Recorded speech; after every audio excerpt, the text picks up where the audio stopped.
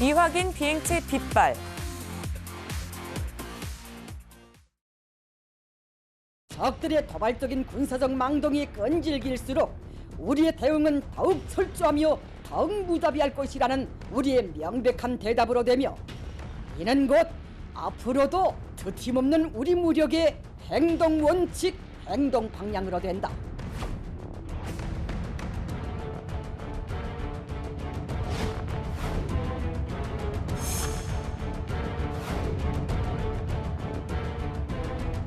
도발을 일삼는 사람들에게 분명한 메시지를 줘야 하고, 두려워하거나 주저해서는 절대 안 됩니다.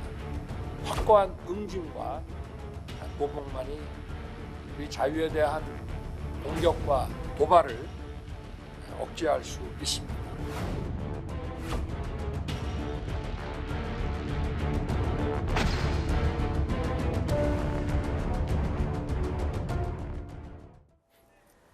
네, 어제 저녁 미확인 비행체가 발견됐다는 목격담과 제보가 전국에서 잇따랐습니다. 비행체의 정체에 관심이 쏠렸는데, 이현종 의원님, 네. 우리 군의 고체 연료 발사체였다고 하는데 의미가 있을까요? 어제 SNS를 보니까 저걸 네. 목격하셨다는 분들의 사진이 많이 올라왔습니다. 네. 저게 뭔가 하고 이제 깜짝 놀랐는데요. 일단 국방부가 공식 발표를 했습니다.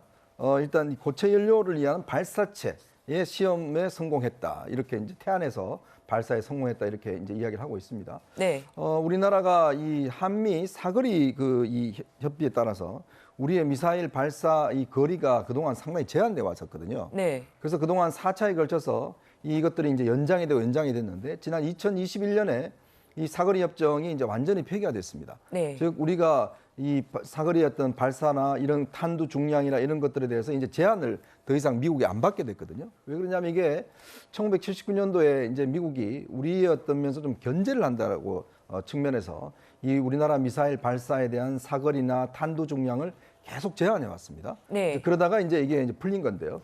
그 일환으로 일단 이 어제 발사된 거는 이제 미사일을 우리가 뭐 탄도 미사일이 아니라 일단 정찰 위성을 쏘기 위한 이제 이 고체 로켓, 이걸 이제 발사한 거거든요. 네. 근데 저걸 바로 전용을 하면 바로 미사일 발사체로 이제 전용을 할 수가 있습니다. 네. 그만큼 우리 미사일 기술이 이제 발전됐다라는 것들 어제 시험 성공을 한 것이고요.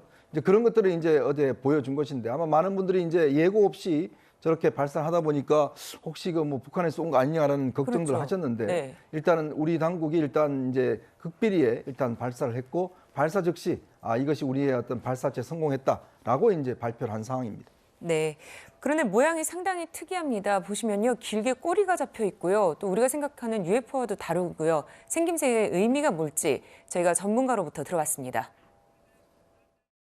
아래 하얀 부분은 일단 로켓이 추진해 올라가면서 남긴 비행 운입니다. 찬 공기와 고체 연료가 만나서 그런 흔적을 남긴 것이고요. 그 다음에 그 위에 갓 같은 모양이 된 것은요, 단 분리가 이루어지고 난 다음에 또 본격적으로 점화가 이루어졌을 때 그 점화의 불에 의해서 그렇게 갓과 같은 모양이 형성이 된 것이죠. 그리고 이게 그렇게 굉장히 넓게 퍼지는 것은요, 고체 연료이기 때문에, 액체 연료는 이 발사된 부분이 촛불과 같은 모양을 보이지만은 고체 연료는 굉장히 넓게 퍼지는 그런 모습을 볼 수가 있거든요.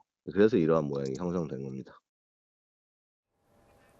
네, 보시면은 고체 연료이기 때문에 모양이 좀 독특했다, 이렇게 얘기를 해줬는데요. 실제로 목격자들의 신고가 빗발치면서 예고 없는 시험 비행에 큰 소동이 벌어지기도 했습니다. 앞서 이현정 의원께서 말씀을 해주셨는데 놀란 사람들이 많았다, SNS에 굉장히 많은 글도 올라왔다 그랬는데요. 정혁진 변호사님, 그렇다면은 이렇게 국방부에서 실험을 할 때 예고 없이 늘 이렇게 진행을 하나요? 예, 그 군사상의 여러 가지 그 행위니까 네. 여기에 대해서는 보안상의 비밀이 유지가 될 그런 필요성이 있다라고 국방부에서 판단을 했으면은, 네. 그러면은 그 다음에 더 한 것은 북한에서 미사일 쏠 때 뭐 예고하고 쏩니까? 그건 아니잖아요. 그렇기 때문에 어떠한 특별한 이유가 있었을 것이다라고 생각을 하고, 네. 그다음 뭐 특별한 문제도 없었고, 그 다음에 이제 우리가 그 했던 그 모든 그 것들이 다 성공적으로 발사가 됐다라고 하니까 안심할 수 있는 것 같습니다. 네, 우리 군 당국이 고체 추진 우주 발사체 시험 비행에 했다고 공개한 이튿날, 그러니까는 오늘 아침에요. 북한은 또 탄도미사일 3발을 발사했습니다. 그렇다면은 박상규 의원님, 이것은 맞대응의 성격일까요? 맞대응의 성격처럼 보이는 거죠. 네. 그러나 이 단거리 탄도미사일 3발에 뭐 특별한 이상한 구석이 없어요. 특별하게 네. 뭐 이게 기능이 대단히 향상된 거라든가 이런 게 아니기 때문에 네. 오비이락처럼 맞대응의 형식이 됐고 시점은 아마 골랐을 수 있다고 봅니다만은 예. 결과적으로는 어제 이제 금요일 밤에 전 국민이 그리고 SNS 상으로 보면은 일본은 물론이고 시베리아에서도 이걸 관측했다는 얘기가 사진과 함께 올라왔거든요. 네. 북한 전역에서 이것을 못 봤을 리가 없습니다. 그런 점에서 볼 때는 아까 그 양욱위원회 분석도 있지만 자세히 온 국민이 봤잖아요. 예, 그렇죠. 그런 점에서 북한으로서도 위기감을 느꼈습니다. 이게 고각 발사라는 것은 아까도 나왔지만은 정찰 위성을 위한 시험 비행이라고 했지만 예. 선을 그었죠, 공식적으로. 하지만 얼마든지 적의 ICBM을 나를 수 있는 기술력을 우리가 갖고 있다는 것을 만방의 대내외에 보여준 그런 사건이 아니겠습니까? 북한으로서도 상당히 좀 당황했을 것이고, 왜냐하면 저거는 당국이 언론을 통제한다고 못 볼 수 있는 그런 게 아니에요. 개성 같은 데서는 아마 육안으로 다 봤을 거라는 생각이고, 네. 평양에서도 봤다는 얘기가 있으니까 거기에 대해서 지금 북한으로서는 신년사를 대체한 전원회의 결과로 뭔가 내부 결속을 다지는 시점에서 상당히 동요했다고 보고 거기에 대한 대응 성격이 3발의 발사로 나타나지 않았나, 저는 그렇게 봅니다. 네, 사실 북한의 도발이 다양한 방식으로 진행이 되고 있습니다. 지난 월요일에는 북한 무인기 5대가 우리 영공을 침범했습니다. 그리고 그 가운데 한 대는 서울 북부까지 진입하기도 했었는데요. 이를 두고 무인기 목표물이 용산 대통령실이었다는 분석도 있습니다.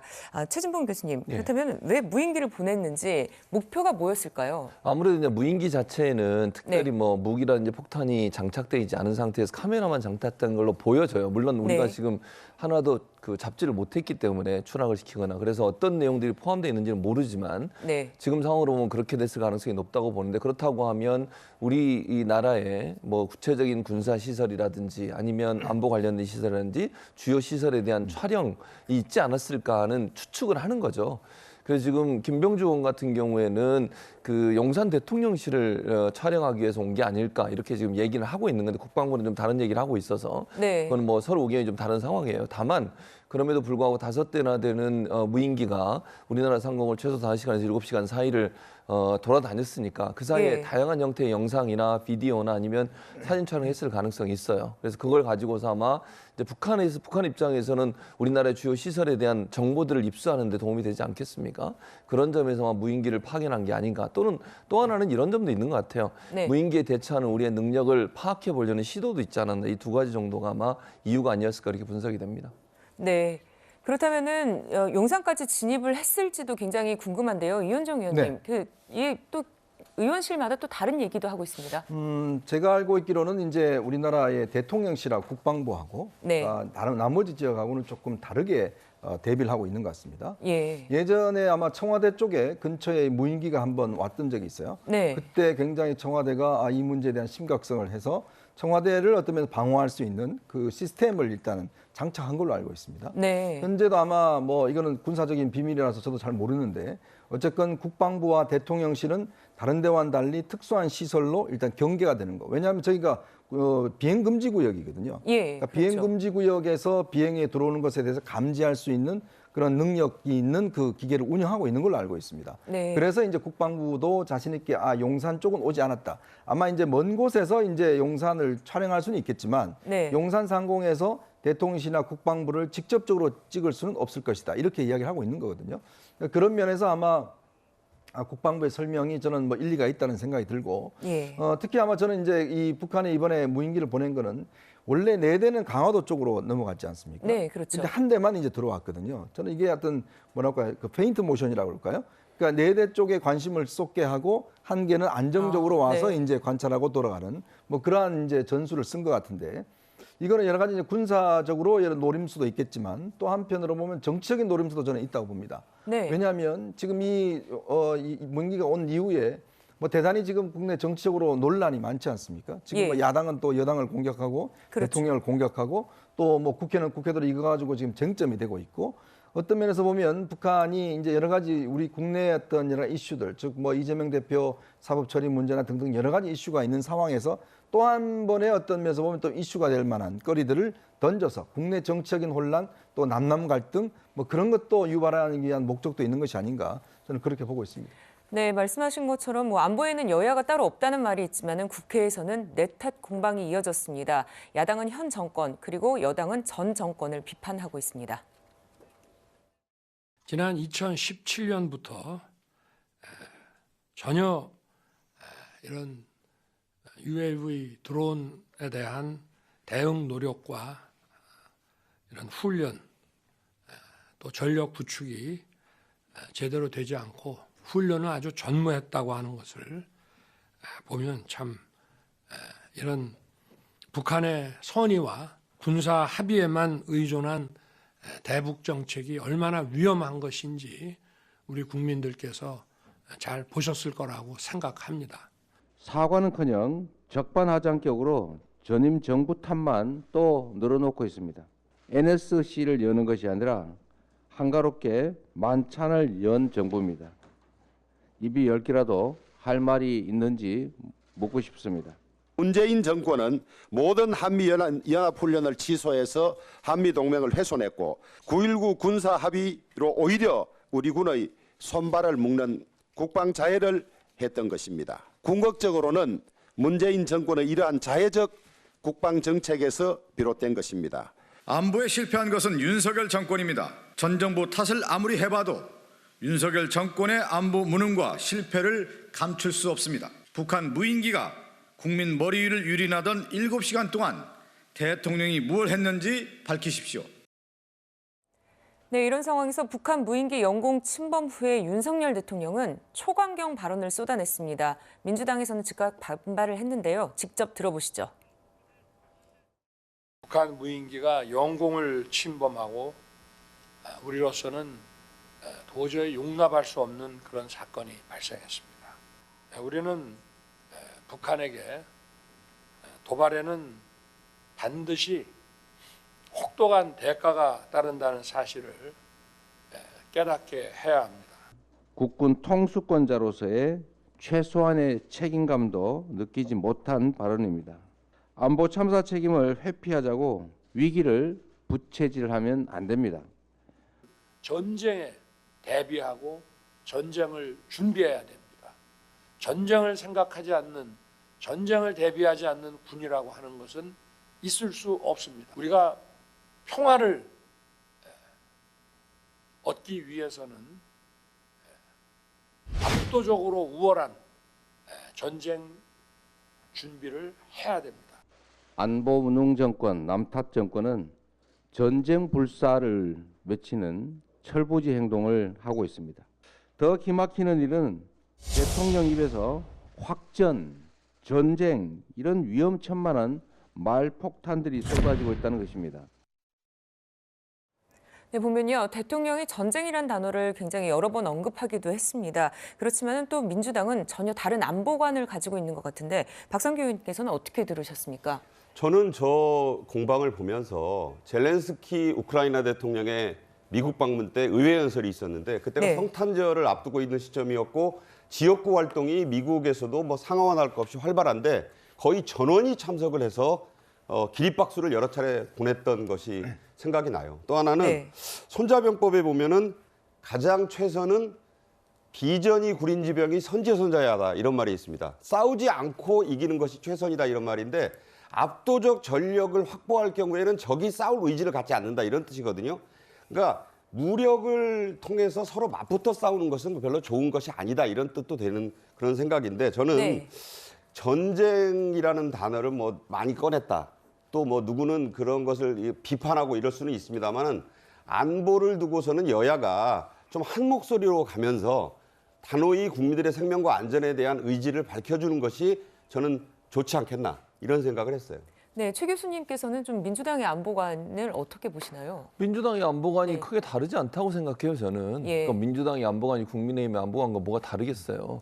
우리나라의 국민의 생명을 지키고 국토를 지키고 네. 그게 우리가 해야 될 안보관이죠. 그건 전혀 다르다고 보지 않아요. 다만 이제 윤석열 대통령의 발언에서 문제점을 지적한 것은 그런 이제 전쟁이라든지 확전이라는 단어들이 주고 있는 이미지의 문제라고 저는 보거든요. 우리는 네. 저는 윤 대통령의 말씀 중에 앞부분은 전적으로 동의해요. 그게 무슨 말이냐면 우월한 군사적 어떤 능력을 갖춰서 북한이 절대로 우리를 도발할 수 없는 상황을 만들어야 되고 첫 번째. 두 번째는 북한이 만약에 우리를 도발하면 원전 타격을 하고 2배, 3배로 갚아줘야죠. 당연히 저는 그래야 한다고 봅니다. 네. 저는 민주당은 다르지 않다고 생각해요. 다만 대통령이 지금 상황에서 확전 얘기, 전쟁 얘기를 자꾸 하시면 불안감이 조성이 되는 거잖아요. 예. 그러니까 다른 표현도 충분히 있을 수 있어요. 제가 지금 말씀드린 것처럼 우리가 정말 군사력을 증강을 해서 북한의 어떤 도발도 우리가 이겨낼 수 있게 하고 북한이 도발하면 원점 타격과 함께 2배, 3배로 보복하는 그런 모습을 가져야 된다라고 말씀하신 데까지는 좋은데 그 이후에 이제 전쟁 얘기를 여러 번 반복하시고 확전 얘기를 하시면 한반도 불안감에 대해서 외부적으로 볼 때도 불안감이 형성될 수 있고 내부적으로도 국민들도 불안감이 형성될 수 있는 부분들에 대한 지적이라고 저는 봐요. 그래서 저는 안보 간에 크게 차이가 있다는 게 아니라 사용하는 언어에 있어서의 좀 그 다른 관점 이런 점이 있지 않나는 생각이 듭니다. 제가 네. 잠깐 첨언을 예. 하면요. 예. 좀 전에 이제 박성준 대변인이 대통령이 당시에 뭐 했나 밝혀라 이야기했지 않습니까? 네, 그렇죠. 저는 뭐 그거 필요하다고 봅니다. 대통령이 예. 이 상황에서 어떤 대응을 했는지 국민들이 알아야 되는데 저는 또 그런 문제를 제기를 하고 싶어요. 그러면 국회는 뭘 할 것인가에 대한 저는 질문을 드리고 싶습니다. 네. 자, 국회가 지금 우리나라에 지금 영공으로 북한의 무인기가 와서 휘젓고 올라갔습니다. 자, 그렇다면 이 사안에 대해서 많은 국민들이 걱정과 불안해하고 또 어떤 면에서 이 비난하는 마음을 갖고 있는 거 아니겠습니까? 예, 그렇죠. 그렇다면 국회에서 최소한 북한의 이런 행동에 대해서 최소한의 어떤 대북 규탄 결의문이라든지 이러한 식으로 해서 우리의 영공이 지금 침범을 당했는데 네. 국회는 그냥 대통령실만 비판하고 정부만 비판하고 있을 때인가? 저는 그런 의문이 드는 거죠. 그러니까 예. 본인들이 할 거를 일단 하고 예를 들어서 국방위를 소집을 해서 이 문제에 대해서 국방위 차원의 결의문을 내든지 국회 본회의에서 결의문을 내든지 뭔가는 액션을 취해야 될 거 아니에요. 행동을 취해야 될 거 아니겠습니까? 근데 자기들은 아무런 액션을 취하지 않고 대통령이 뭐 했냐 밝혀라 이런 식으로만 이야기를 하면 과연 우리 국민의 대표라고 하는 국회의원들에 대해서 국민들은 어떤 심정을 가질까? 저는 그런 문제를 제기하고 싶습니다. 네, 대통령뿐만 아니라 국회의원들도 좀 대책이 필요하다는 말씀까지 들어봤고요.